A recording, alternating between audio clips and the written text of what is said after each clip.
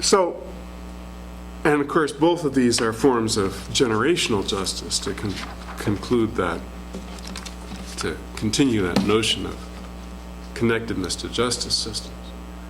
But the point that I'm really going to here is that there's a deep coherence between religious ways of understanding the land and ecological understandings of how the land works. And it suggests that I think there's a really deep, fertile place here where the church can begin to use its biblical tradition to engage many of the same questions that are now surfacing in the question of sustainability, the question of environmental crises. I've just seen the 5-minute sign, so I need to move on. The first thing I think we need to do is to take that notion of Nachala, which at the highest level referred to the land of Israel, and to think of this in global terms. We need to begin to think of Earth as our the system that defines us, that gives us a vocation.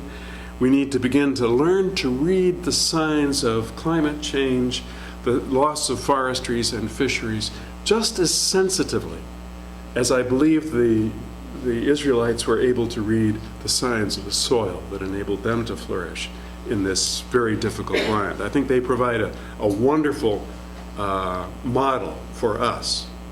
But just as Nachala operated at several different levels, it's also vitally important that we see and get involved with our Nachala at the local level, because it's there that we get our hands dirty. It's there we get personally involved, not just intellectually involved, but personally involved.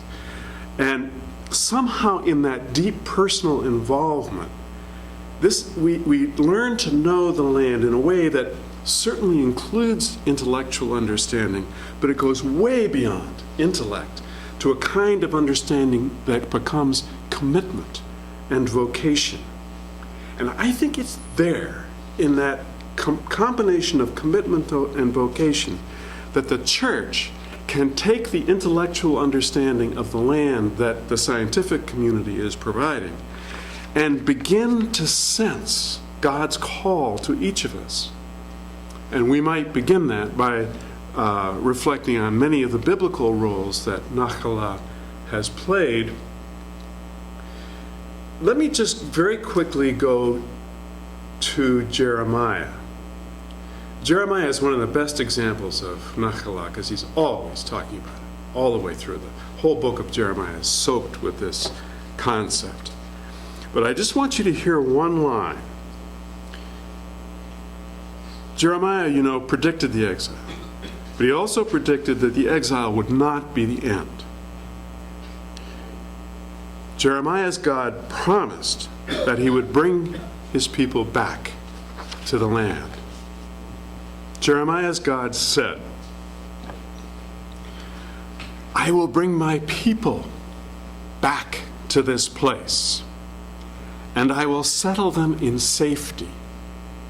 They shall be my people, and I shall be their God, and I will plant them in this land in faithfulness with all my heart and with all my soul. That's Jeremiah's God talking, reassuring God's people that the exile, was not the end. And I think the church today needs to hear that same voice. This present exile on the verge of which we seem to be living, the exile of environmental catastrophe, will not be the end. There is hope if we can learn to live within the terms of the covenant. Thank you very much.